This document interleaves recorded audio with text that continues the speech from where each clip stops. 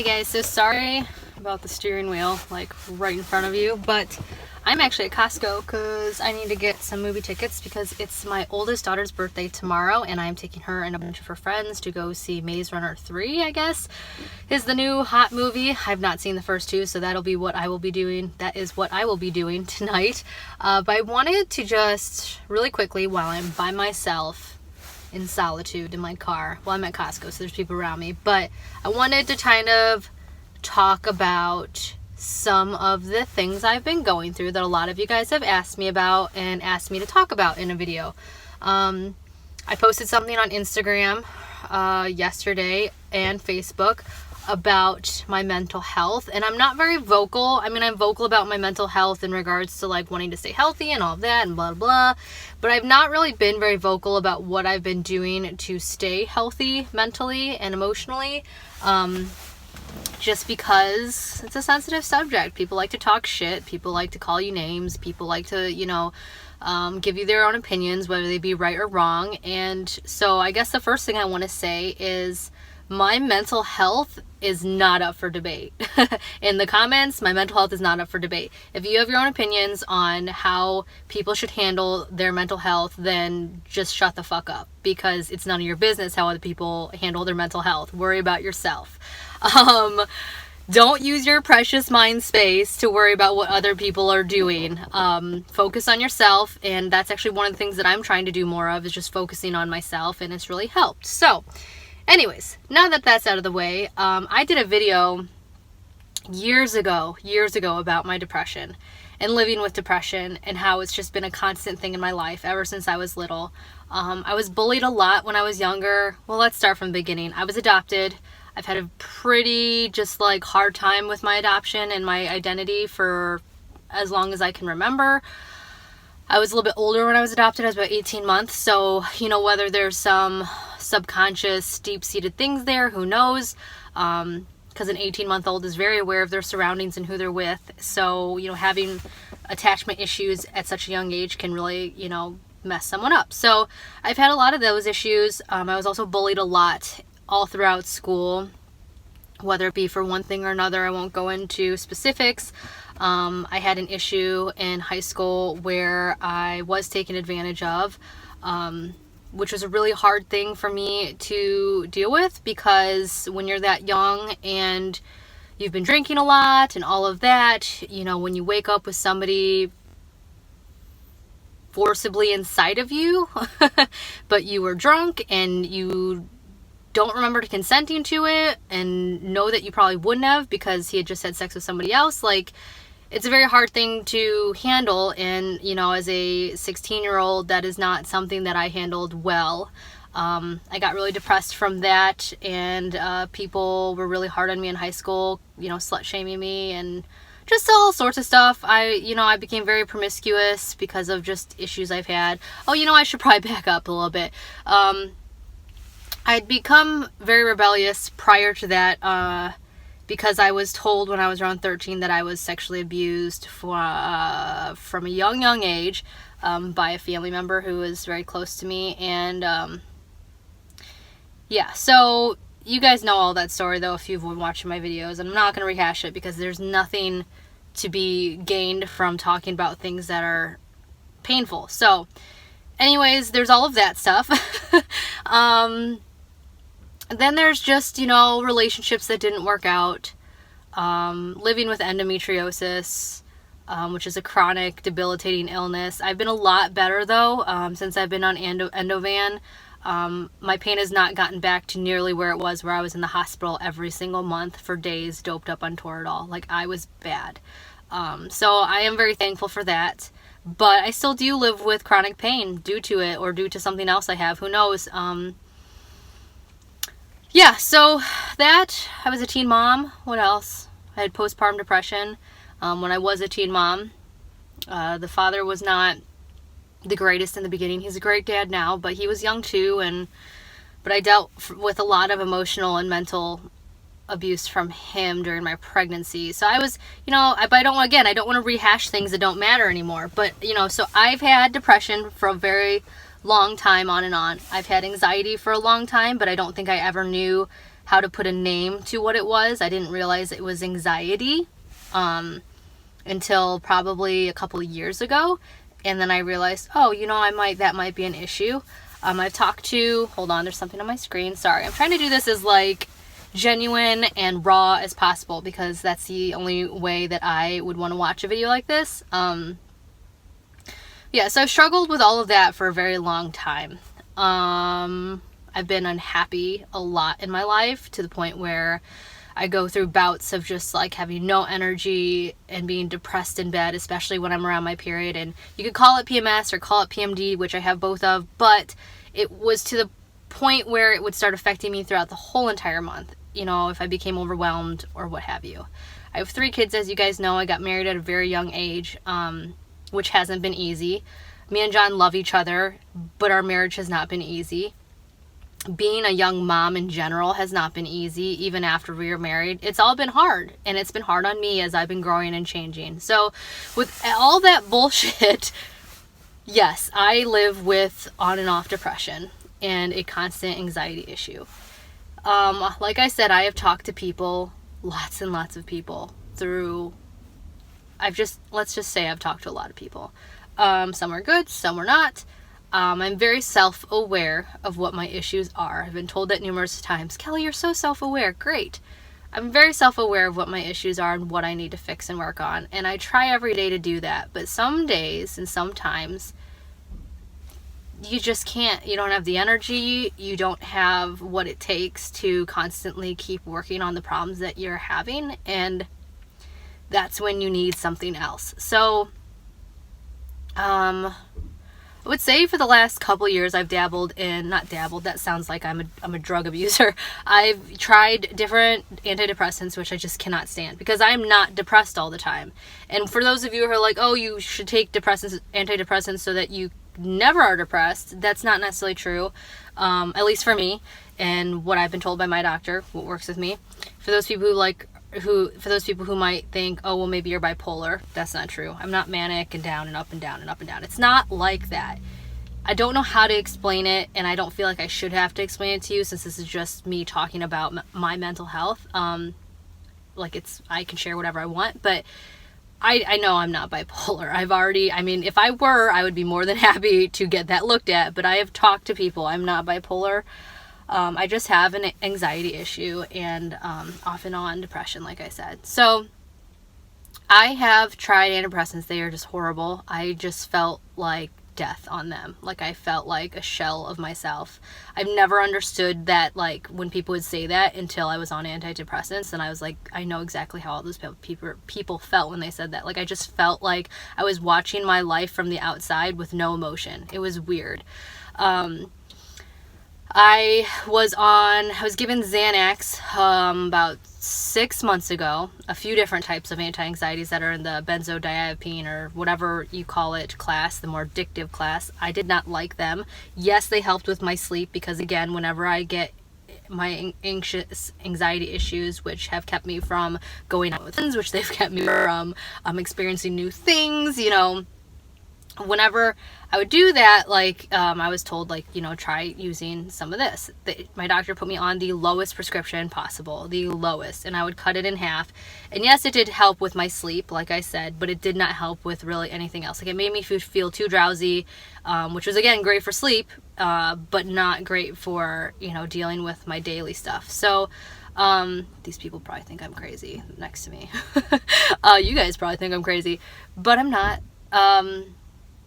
What was I saying? And I didn't also want to be or rely on something that was so addictive, because narcotics and all of those types of things are a huge issue in our country, and I'm very aware that I do have an addictive personality, whether it's to shopping or going to the gym or health things or organizing or being obsessed with my kids. I know that sounds weird, but I'm obsessed with my kids. Like, that's all I talk about. Or, like, I have an obsessive addictive personality. I have a little bit of OCD as well, so I know my limits, and I know that I don't want to be tempted by anything. So I was cutting those Xanaxes, it's like 0.25. I was cutting those in half just for help with my anxiety when I was sleeping.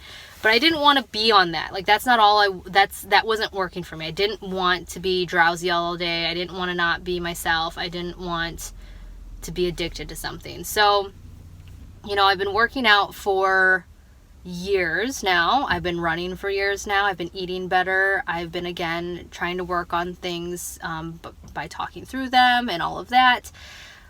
But I just needed something else. So my doctor actually recently switched me, and I know this is going to sound crazy. Like, I know you guys are going to think I'm crazy because, you know, usually stuff doesn't work this quickly with me. But a week ago, she switched me to a new prescription. It's called Buspirone, I think, or something like that. I'm only saying that because I don't know how to pronounce it, not because I don't know what it is. Because I've Googled it, you know, before I even took it. I, like, wanted to know. I talked to my mom about it just to make sure she would, you know, so she could give me her insight. And my doctor prescribed me that, and I've been taking the lowest dose, 0.5 or 5 milligrams. I think it's 5 milligrams. I've been taking the lowest dose, and other than making me dizzy in the morning when I take it, in the last 3 days, have felt amazing. I've been sleeping better. Like, I've been going to bed and actually falling asleep. Even with the TV on or distractions or John in the room, I've been falling asleep at like 10 o'clock, 11 o'clock at night. I've been waking up on my own at 6:30 a.m. to 7, which never used to happen. Like, you had to drag my ass out of bed or dump water on my head. Like, I am not a morning person. I'm more productive, and as the days go by that I've been on this medication, I'm noticing that I'm more and more productive. I've been happier. I've been more patient. I have not worried as much about little things that would normally drive me insane. I still notice them because I'm human and they are just ingrained in me, but I don't get so upset about them that it ruins like a moment or a day or the mood that I'm in. John's been gone for the last 3 days, and I've had to wake up at the ass crack of dawn and take Ava to school with the kids, and then take Wyatt to school later, and then take Kaya to school later. I do 3 drop-offs every day and then pick them all up. I've still been had the energy and motivation to keep going to the gym every day in between all of that. I've gotten all the laundry done, which we had like a lot of laundry because I had just gotten through like being really bummed out last week where I didn't want to do anything. I cleaned the house. I deep cleaned the kids' room. Like, I have been so even-keeled these last 3 days that I'm just like, I don't even know who I am anymore. Like, I'm excited about it, but it's like almost like, what the hell? Like, is this how I should have been living this whole time? Is this what I'm capable of? You know, and I've been happy and like, just, I don't know. So I am on that right now. I am also working out. I'm also eating healthier. And let me just say that I started working out and eating healthier and, again, talking to people way before I started medication. I'm not saying that everybody should be on some type of medication because I don't think it's right for everyone. And I don't think it should be the first thing that you turn to.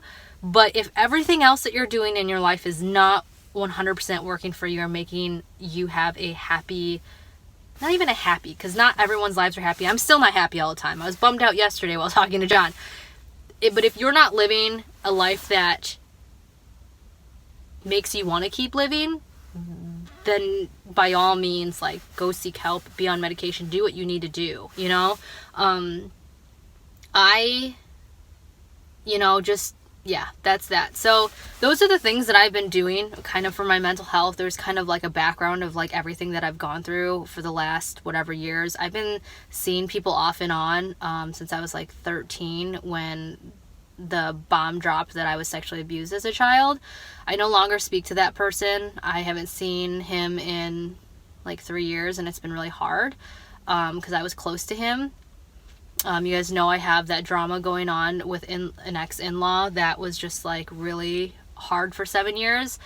I lost a friend this last year that was really hard. I went through a really just stressful few years.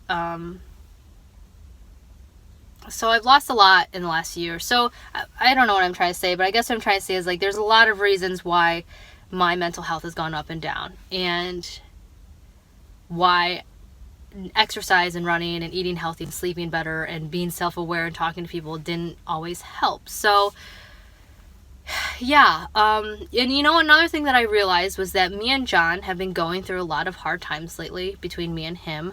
I think ever since the egg donation, just because that's when all my hormones went way out of whack. I started gaining a ton of weight. It was just a stressful situation altogether, especially for him and my kids. And the years since then have been really stressful. But what I noticed is that, or not noticed, but what I started kind of wondering was, before I got on this medication where I'm feeling really good and can sort out issues better in a more calm state, I'm wondering if that was not helping. Well, I know it was not helping with our relationship. And what kills me is that for the longest time I was like so anti-medication and so anti-drugs because of the way they made me feel in the past, but I wasn't on the right one, or because people were like, oh, you know, you're crazy if you take drugs, or this or that, or whatever, or you're not a suitable mom because you have to be on an anxiety medication, or so many hateful things that people say, stupid things obviously. But because I fought all of that for so long, I feel like maybe I missed out on a lot of happy moments in my marriage that could have been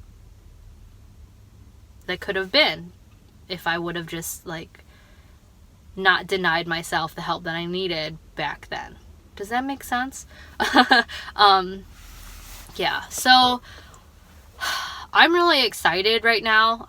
Like I said in that post yesterday, or today, I don't know when I posted it today. Did I post that today? See, I'm so busy right now that I don't even know. Like, I really need to be inside buying tickets.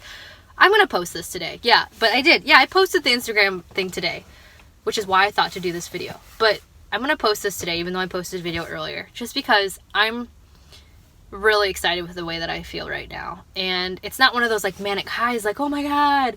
It's just I know that there's stress in the back of my head.